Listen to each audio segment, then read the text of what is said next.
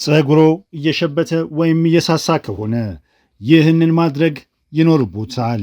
የፀጉሮ ቀለም በድንገት እየቀየረ እየሸበተ እየሳሳ ወይም እየረገፈ ከሆነ ምክንያቱ አብዛኛውን ጊዜ የዕድሜ መግፋት ብቻ አይደለም። ይህ ምናልባት ሰውነቱ በከፍተኛ ውጥረት ስትረስ ምክንያት እየተዳከመ መሆኑን ከሚያሳዩ የመጀመሪያዎቹ የማስጠንቀቂያ ምልክቶች አንዱ ሊሆን ይችላል። አዎ ልክ ነው። ያ የሚሰማዎት ከፍተኛ ድካም፣ የሆድ አካባቢ ስብ፣ ውፍረት፣ የሐሳብ መበታተን፣ የጭንቅላት መባዘን፣ ደካማ እንቅልፍና የሰውነት መቆጣት ኢንፍላሜሽን ሁሌም እርስ በርስ የተያያዙ ናቸው። እነዚህ ሁሉ ችግሮች በአንድ ዋና መንስኤ ላይ የተመሰረቱ ናቸው። ተመራማሪዎች የደረሱበት ግኝት ደግሞ ሳይንቲስቶችን ሳይቀር አስገርመዋል። የሰው ልጅ የውጥረት ደረጃ ሲስተካከልና ሲሻሻል አንዳንድ የሸበቱ ፀጉሮች ተመልሰው ወደ ቀድሞ ቀለማቸው መመለስ መቻላቸው ተረጋግጠዋል። ይህ ማለት ሂደቱ ቀደም ሲል ካሰብነው በላይ በቀላሉ ሊቀለበስ ሊስተካከል የሚችል ነው ማለት ነው። ለፀጉር መሸበትና መርገፍ ትልቁን አስተዋጽኦ የሚያደርገው ነገር ከዘር ጄኔቲክ ጋር ምንም አይነት ግንኙነት የለውም። ከቆዳው በታች በትክክል ምን እየተከናወነ እንዳለና እነዚህን ለውጦች ተመልሰው ለመስተካከል አስቸጋሪ ከመሆናቸው በፊት ሰውነቶን እንዴት ወደ ራስ ማደስ መጠገን ምዕራፍ ማሸጋገር እንደሚቻል እናያለን። በመጀመሪያ እንዲገነዘቡት የምፈልገው ነገር ቢኖር የፀጉሮቹ ስሮች በራስ ቅሎ ላይ ዝም ብለው የተቀመጡ ግዑዝ ቱቦዎች አይደሉም። እነሱ በጠቅላላው ሰውነቶ ውስጥ ካሉ እጅግ ንቁ የሆኑ ሜታቦሊዝም ክፍሎች መካከል አንዱ ናቸው።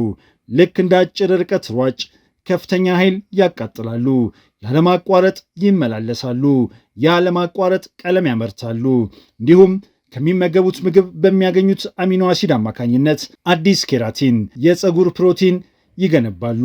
ለዚህም ነው በውስጡ ላይ ጥልቅ የሆነ ችግር ሲፈጠር በመጀመሪያ የሚጎዱት እነሱ የሚሆኑት። የፀጉር መሸበትና መሳሳትም ችግሩ ራሱ ፀጉር ላይ ሳይሆን በውስጥ ያለ አደጋ የሚያሳይ ምልክት ነው። ሰውነቶ ያለውን አቅምና ጥሬ ዕቃዎች ወዴት መላክ እንዳለበት መምረጥ ሲገደድ የፀጉር እድገትን እንደ ተራ ነገር በመቁጠር ወደኋላ ያስቀረዋል። ምክንያቱም የሰውነታችን ቁጥር አንድ ተግባር በሕይወት መቆየት ነው። ሰውነቶ በሕይወት ለመኖር በሚታገልበት ጊዜ ፀጉሮ ስለመሸበቱ፣ ስለመሳሳቱ ወይም ስለመርገፉ ቅንጣት ታክል ግድ አይሰጠውም። እሱ የሚፈልገው ዋና ዋናውን የሰውነት ክፍሎችን እንደ ልብና ኩላሊት ያሉትን መጠበቅ ነው። ታዲያ በዚህ መሃል ስለ ፀጉር ማን ያስባል? ሰውነቶ ፀጉሮ በፎቶ ላይ ምን ያህል ያምራል ለሚለው ነገር ግድ የለውም። ዋናው ጭንቀቱ ዛሬንና ይህንን ሳምንት እንዴት በሕይወት ማለፍ እንዳለበት ብቻ ነው። ስለዚህ የፀጉር መሳሳት ወይም መሸበት ሲያዩ በትክክል እያዩ ያሉት ሰውነቶ ለአሁን አስፈላጊ ካልሆኑ ክፍሎች ላይ ጥቅማጥቅሞችን፣ ንጥረ ነገሮችን ቀንሶ ወደ ሌላ አስቸጋሪ ቦታ እያዛወረ መሆኑን ነው። ምክንያቱም ከውስጥ ሆኖ ይበልጥ አስቸኳይ ትኩረት የሚሻ ነገር ሰውነቶን እየወጠረው ይገኛል። ያ ነገር ደግሞ ሁልጊዜ ከነዚህ ከአራቱ አንዱ ነው።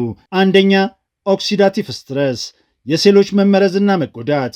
ሁለተኛ የኮርቲሶል ሆርሞን መብዛት፣ የጭንቀት ሆርሞን ጣሪያ መንካት።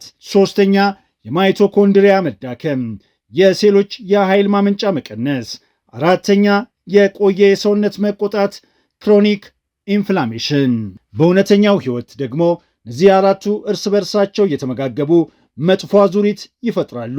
እንግዲህ ነገሩ ስለ ውጫዊ ውበት ብቻ አይደለም፣ ስለ ውስጣዊ ጤንነቱ እንጂ። እናም እመኑኝ ወደ ዋናው መንስኤ እንደርሳለን። መከተል ያለቦትን የሕክምና ስርዓት ፕሮቶኮል እናያለን። በ2020 እንደ ኤሮፓውያን አቆጣጠር ኔቸር በተባለው ሳይንሳዊ መጽሔት ላይ የታተመ የሃርቫርድ ዩኒቨርሲቲ ጥናት ነበር። በጥናቱ ላይ አንድ እንስሳ ለከባድና ድንገተኛ ውጥረት ስትረስ ሲጋለጥ የፀጉር ቀለም የሚያመርቱት ስቲም ሴሎች ላይ ምን እንደሚፈጠር በትክክል አሳይተዋል።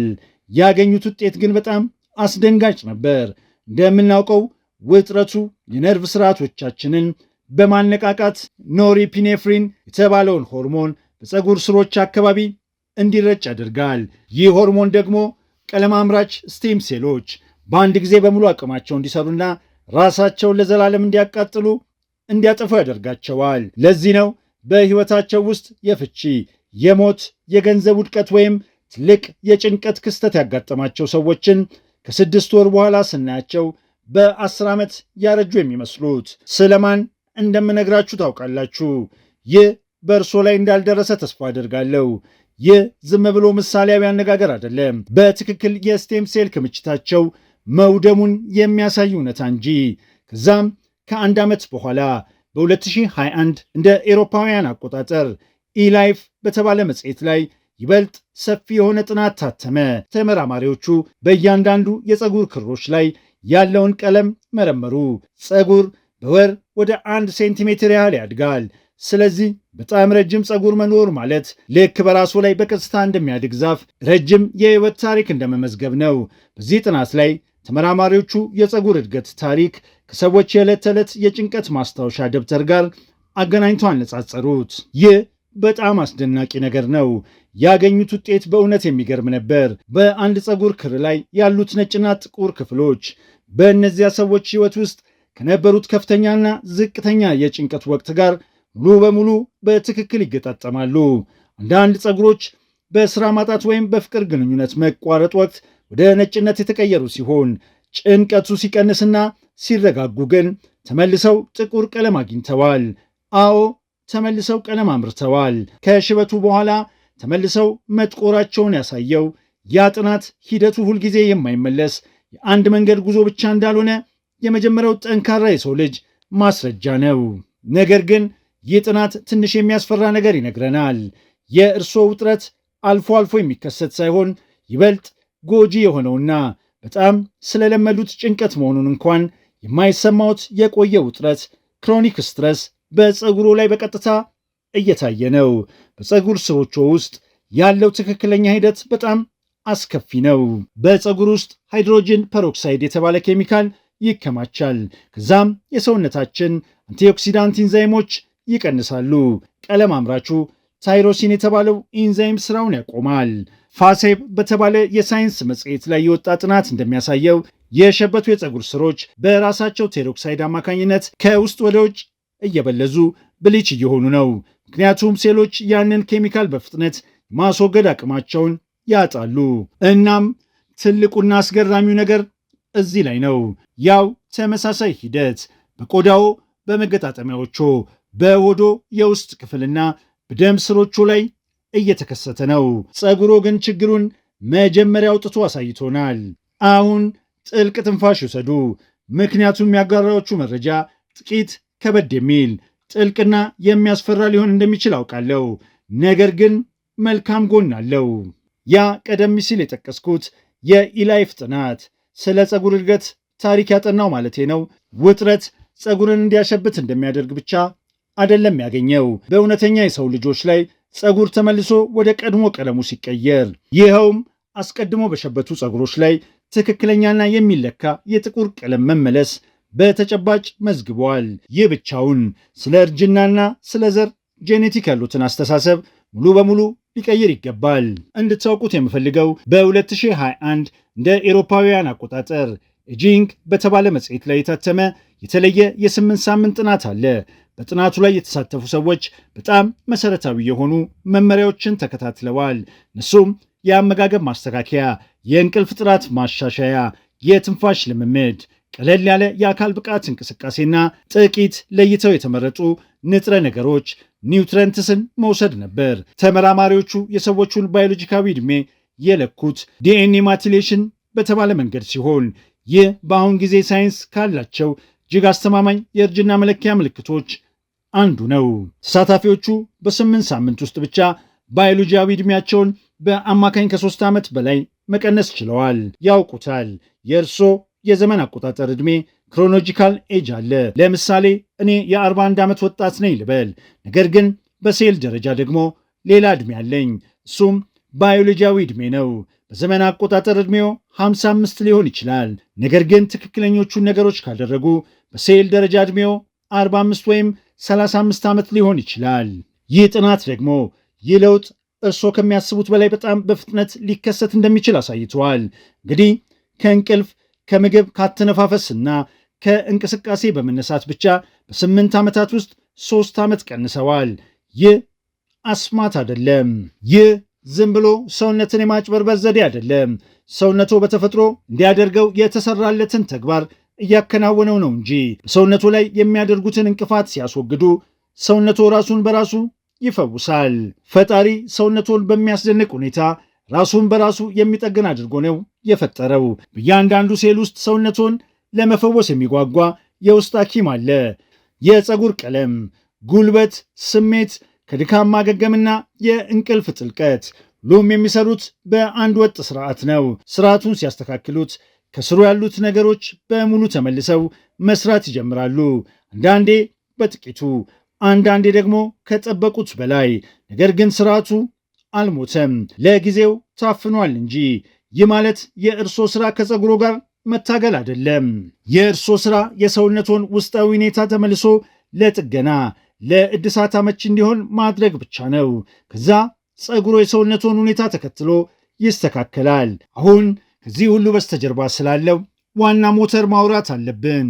ከቀይ የደም ሴሎቹ በስተቀር በሰውነቶ ውስጥ ያሉት እያንዳንዱ ሴሎች እነዚህ ጥቃቅን የኃይል ማመንጫዎች ወይም የኃይል ፋብሪካዎች አሏቸው። እነሱም ማይቶኮንድሪያ ይባላሉ። አዎ፣ ስለ ማይቶኮንድሪያ በሁለተኛ ደረጃ ትምህርት ቤት የባዮሎጂ ክፍል ውስጥ እንደሰሙ ተስፋ አደርጋለሁ። የሴል የኃይል ማመንጫ ፓወር ሃውስ ኦፍ ዘ ሴል ተብሎ። አዎ፣ ያንን ያደርጋል። ከዛም በላይ ብዙ ስራዎች ይከውናል። አሁን የሚገርመው ነገር ምን መሰላችሁ? አንዳንድ ሴሎች በውስጣቸው በመቶዎች የሚቆጠሩ ማይቶኮንድሪያዎች አሏቸው። አንዳንዶቹ ደግሞ በሺዎች የሚቆጠሩ። ማይቶኮንድሪያ የሚመገቡትን ምግብ፣ የሚተነፍሱትን አየር፣ ሌላው ቀርቶ የፀሐይ ብርሃንንና ቀይ ብርሃንን ወስዶ ወደ ኤቲፒ ይቀይረዋል። ኤቲፒ ማለት አዴኖሲን ትራይፎስፌት ማለት ነው። ማወቅ ያለቦት ነገር ቢኖር ኤቲፒ ማለት የሴሎች ኃይል መሆኑ ብቻ ነው። ሴሎች ማንኛውንም ነገር ለማድረግ የሚጠቀሙበት ትክክለኛው መገበያያ ገንዘብ እርሱ ነው። አሁን ወደ ፀጉሮ እንመለስ። የፀጉር ስሮች በሚያስገርም ሁኔታ ከፍተኛ ኃይል የሚጠቀሙ ናቸው። የፀጉር ቀለም የሚያመርቱ ሴሎች እንዲሁ ከፍተኛ ኃይል ይፈልጋሉ። ሁለቱም ሙሉ በሙሉ በሚሰሩ ማይቶኮንድሪያዎች ላይ ጥገኛ ናቸው። ማይቶኮንድሪያ መስራት ሲያቅተው ሶስት ነገሮች በአንድ ጊዜ ይከሰታል። የኤቲፒ ኃይል መጠን ይቀንሳል። ጎጂ የሆኑ ሪአክቲቭ ኦክሲጅን ዝርያዎች ጣሪያ ይነካሉ። ከዛም የሰውነት መቆጣት፣ ኢንፍላሜሽን ምልክቶች ይጨምራል። ሰውነቶም ሊሰጥ የሚገባውን ምላሽ ይሰጣል።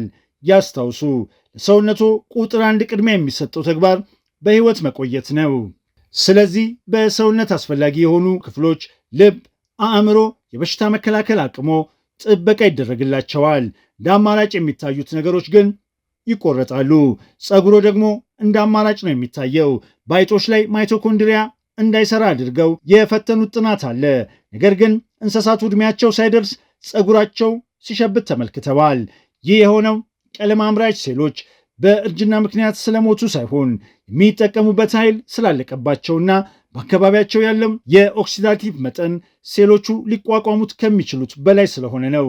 አሁን ለአንድ ሰከንድ ስለ ራሱ ህይወት ያስቡ። ፀጉሮ በጣም መለወጥ የጀመረባቸውን ዓመታት ያስታውሱ።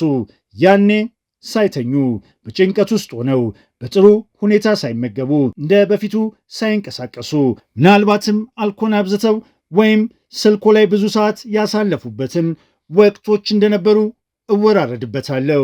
ይህ ዝም ብሎ አጋጣሚ አይደለም፣ የእርሶ ቅዠትም አይደለም። ይህ የእርሶ ሜታቦሊዝም በራስ ቅሎ ላይ መታየቱ ነው።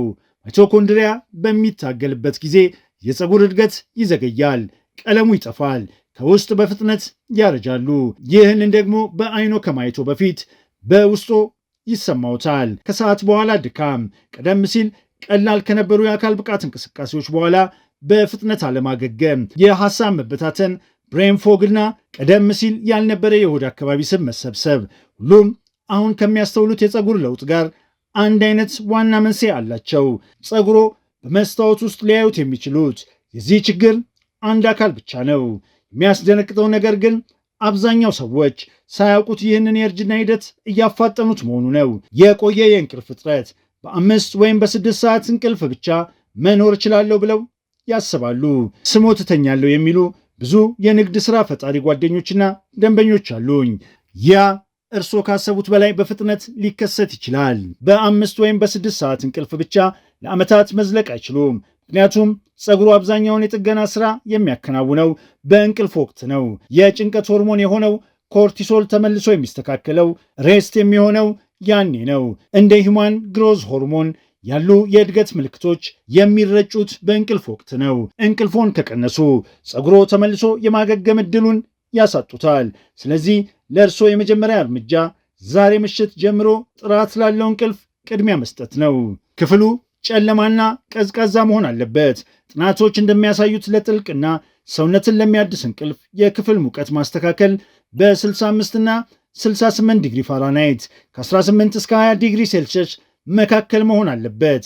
በተጨማሪም የአይን ጭንብል ወይም ወፍራም መጋረጃዎች መጠቀም፣ በአፍንጫ ብቻ መተንፈሶን ለማረጋገጥ የአፍ ቴፕ መጠቀምና ከመተኛቶ ቢያንስ 3 ሰዓት በፊት መብላት ማቆም ይመከራል። እነዚህን ጥቂት ለውጦች ማድረግ ብቻ የተሻለ እንቅልፍ እንድታገኙ ይረዳችኋል። አሁን ወደ ሁለተኛው ነጥብ እንለፍ። እሱም የፕሮቲን እጥረት ነው። ፀጉር በመሰረቱ የተገነባው ከፕሮቲን ነው። ሊኖሩት ከሚገባው ትክክለኛ የሰውነት ክብደት በ1 ፓውንድ ውስጥ ከ0.7 እስከ 1.0 ግራም ፕሮቲን ካላገኙ የፀጉሮ ስሮች ያንን ያገኙትን አሚኖ አሲድ ለመሻማት ከጡንቻዎቹ ከበሽታ መከላከል ስርዓቶና ከሆዶ ጋር ይወዳደራሉ። በዚህ ውድድር ደግሞ የፀጉር ስሮች ሁልጊዜ ይሸነፋሉ። ምክንያቱም ሰውነቶ ቅድሚያ የሚሰጣቸው ነገሮች አይደሉም። ሶስተኛው ነጥብ ከመጠን በላይ በኃይለኛ መንገድ መጾም ነው። በትክክል ጥቅም ላይ ሲውል ጾም በጣም ከሚወደድ የጤና መሳሪያዎች አንዱ ነው። ነገር ግን ለ18 ወይም ለ20 ሰዓታት የሚጾሙ ወይም ደግሞ ለዓመታት በቀን አንድ ጊዜ ብቻ የሚመገቡ ብዙ ሰዎች አሉ። ፀጉራቸው ግን እየተበላሸ፣ እንቅልፋቸው እየደከመ፣ ሆርሞናቸው እየተዛባ፣ ፀጉራቸው እየሸበተና እየሳሳ ይገኛል። ምክንያቱም መጾም ለሰውነት የራሱ የሆነ ውጥረት ስትረስ አለው። ይህ ማለት መጾም መጥፎ ነው ማለት አይደለም፣ ውጥረቱ ከልክ በላይ ካልሆነ በስተቀር። ነገር ግን ያንን ጾም በተመጣጣኝ ምግብና በፕሮቲን እያካካሱት አይደለም። አስቀድሞ በደካማ እንቅልፍ ባለመንቀሳቀስ ወይም ምናልባትም ከልክ በላይ የአካል ብቃት እንቅስቃሴ በማድረግ የተወጠረ ሰውነት ካሉት በላዩ ላይ ሌላ የጾም ውጥረት መጨመር ትክክለኛ ውሳኔ አይደለም። ይህ የኮርቲሶል ሆርሞንን በመጨመር ሰውነቶ አላስፈላጊ የሆነ የሥራ ክፍሎችን እንዲዘጋ ትዕዛዝ እንዲሰጥ ያደርጋል። ያ የተዘጋው ክፍል ደግሞ ፀጉሮ ነው። ቀጥሎ ደግሞ ያለ እረፍት ከልክ በላይ መስራት አለ።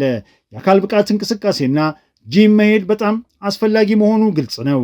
ነገር ግን በቂ እንቅልፍ፣ ትክክለኛ አመጋገብና የእረፍት ቀናት የሌሉት የጂም ስፖርት ዲሲፕሊን በሚል ጭንብል የተሸፈነ የውጥረት ማጉያ ስትረስ አምፕሊፋየር ብቻ ነው።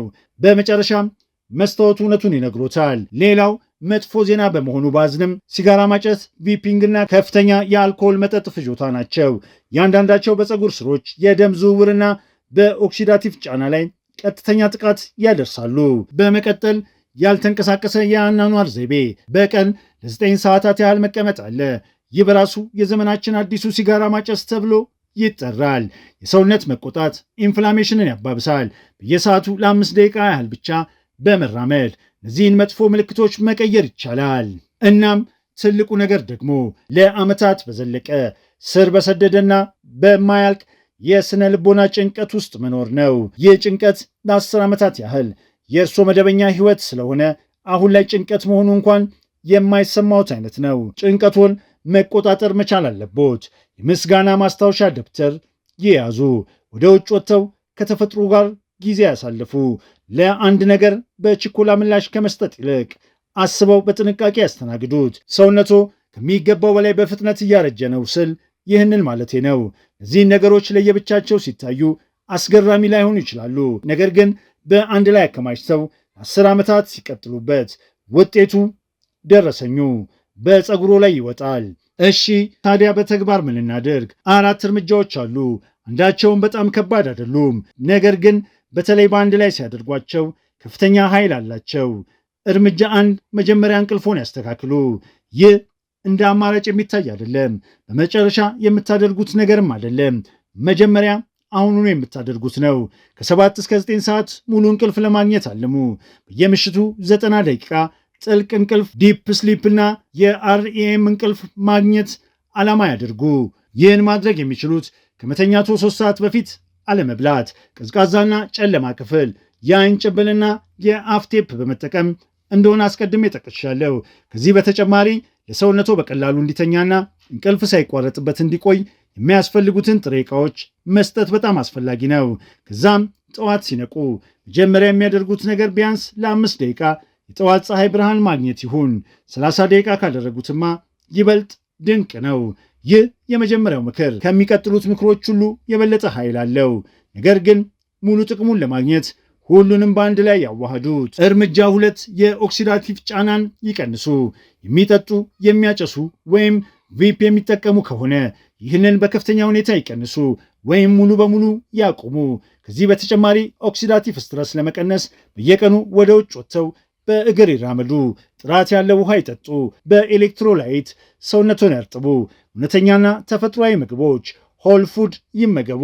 የተቀነባበሩ የፋብሪካ ምግቦችን ጃንክ ፉድ ያስወግዱ። እውነተኛ ምግብ የይዘት ማብራሪያ አይፈልግም። ድንች፣ አቮካዶ፣ እንቁላል ወይም የበሬ ስጋ ሲገዙ የይዘት ዝርዝር የላቸውም። የሚያዩትን ነገር ነው የሚያገኙት። ነገር ግን የድንች ቺፕስ ሲገዙ የተቀነባበረ ስለሆነ ግማሹን እንኳን ማንበብ የማይችሉት 30 አይነት የኬሚካል ይዘቶች ዝርዝር ያገኛሉ። ስለዚህ አብዛኛውን ጊዜ ተፈጥሯዊ ምግቦችን ይመገቡ። በየመሃሉ መክሰስ ምግብ መለቃቀም ያቁሙ። በየቀኑ በፕሮቲን ላይ ያተኮሩ 2 ወይም 3 ዋና ዋና የተፈጥሮ ምግቦችን ብቻ ይመገቡ። ይህም የኦክሲዳቲቭ ጫናውን ይቀንሳል። እርምጃ 3 ማይቶኮንድሪያን ይጠብቁ። እስካሁን ያጋራኋችሁ ነገሮች በሙሉ ለማይቶኮንድሪያ እድሳት ይጠቅማሉ። ነገር ግን በሳምንት 2 ጊዜ የ20 ደቂቃ አጭር የጉልበት የክብደት ስፖርት ማድረግ ለማይቶኮንድሪያ እጅግ በጣም ግሩም ነው። ይህንን በጥቂት ፕሮቲን ከመውሰድ ከፀሐይ ብርሃንና ምናልባትም ለከፍተኛ ጥራት ያለው ክሬቲን በየቀኑ ከ5 እስከ 10 ግራም ከመውሰድ ጋር ካጣመሩት ማይቶኮንድሪያው ለመደገፍ ትልቅ አቅም ይፈጥራሉ። እርምጃ 4 የኮርቲሶል የጭንቀት መጠኖን በደንብ ይቆጣጠሩ። ሕይወቶ በእርሱ ላይ የተመሰረተ ይመስል የኮርቲሶል መጠኖን ይቆጣጠሩ። ምክንያቱም በእርግጥም የተመሰረተ ነው። በየቀኑ ጠዋት፣ ከሰዓት ወይም ጭንቀት በሚሰማዎት ጊዜ ሁሉ ለ5 ወይም ለ10 ደቂቃ ያህል በቀስታ በአፍንጫው የመተንፈስ ልምምድ ያድርጉ። ለ4 ሰከንድ ያህል በአፍንጫው አየር ወደ ውስጥ ያስገቡ። ለ4 ሰከንድ ትንፋሾን የያዙ። ከዛም ለ4 ሰከንድ ያህል በአፍንጫው መልሰው ያስወጡት። ይህንን በአጠቃላይ ከ1 እስከ 3 ደቂቃ ያድርጉት። በመቀጠል ወደ ውጭ በመውጣት የፀሐይ ብርሃን ያገኙ። በእግር ይራመዱ። ቀደም ሲል እንደጠቀስኩት ከተፈጥሮ ጋር ጊዜ ያሳልፉ። ከተቻለም ባዶ እግሮን መሬት፣ ሳር፣ አሸዋ ወይም አፈር ላይ በመጫን ሰውነቱን ከተፈጥሮ ጋር ማገናኘት ልምምድ ያድርጉ። ያላለቀውና ትልቁ እንቆቅልሽ ቪታሚን ዲ። እስካሁን ያልተናገርኩት ነገር ግን ለዚህ የገጠማችሁ ላለው ችግር ትልቅ ምክንያት ሊሆን የሚችል አብዛኛው ሰው የማይነግረው አንድ ተጨማሪ ነጥብ አለ። እሱም ቫይታሚን ዲ ነው። ወደ 40% የሚጠጉ አዋቂዎች የቪታሚን ዲ እጥረት አለባቸው። አብዛኞቹ ሐኪሞች እንኳን ምርመራ አያደርጉለትም። ምርመራ ቢደረግም እንኳን መደበኛ ማጣቀሻ ከ30 እስከ 80 ባለ ክልል ውስጥ ነው። ዕድሜው ከ60 በታች ሆኖ ለምሳሌ 35 ወይም 45 ቢሆን እንደ እጥረት አድርገው ምልክት አያደርጉበትም። ነገር ግን እጥረት ነው። ይህ እጥረት ደግሞ በከፍተኛ ድካም፣ በበሽታ የመከላከል አቅም መቀነስ፣ በስሜት መዋዠቅ፣ ከማንኛውም ነገር በቀላሉ አዎ አለማገገምና አዎ በፀጉሮ ለውጥ ላይ ይንጸባረቃል። ምክንያቱም የፀጉሮ ስሮች በቀጥታ በውስጣቸው የተገነቡ የቪታሚን ዲ ተቀባዮች አሏቸው። የፀጉር ስሮ ወደ ንቁ የእድገት ምዕራፍ ለመግባት ቪታሚን ዲን እንደ እድገት ውደት አካል ይጠቀማል። የቪታሚን ዲ መጠን ሲቀንስ የፀጉር ስሮ ለመነቃቃት ይቸገራል። በዚህ ምክንያት ፀጉሩ እየሳሳ ይሄዳል፣ ይረግፋል፣ እድገቱ ይዘገያል፣ እንዲሁም የመሸበት ዕድሉ ሰፊ ይሆናል። ስኪን ፋርማኮሎጂ ኤንድ ፊዚዮሎጂ በተባለ መጽሔት ላይ የወጣ ጥናት ፀጉራችን በሚረግፉ ሴሎች ላይ አነስተኛ የቪታሚን ዲ መጠን እንዳለ አረጋግጧል። ብዙ ሰዎች ግን ይህንን ዝም ብለው ከዘር ጄኔቲክ ጋር ያያይዙታል። አሁን ደግሞ የቪታሚን ዲ እጥረት ባለባቸው ሴቶች ላይ ከሌሎች ጤናማ ቡድኖች ጋር ሲነጻጸር የሴቶች ፀጉር መርገፍ ችግር እንዳለ የሚያሳይ የተለየ ጥናቶች አሉ። በወንዶች ላይም በተመሳሳይ የፀጉር መርገፍ ችግር ላይ የተደረጉ ጥናቶች ያንኑ እውነታ ያሳያሉ።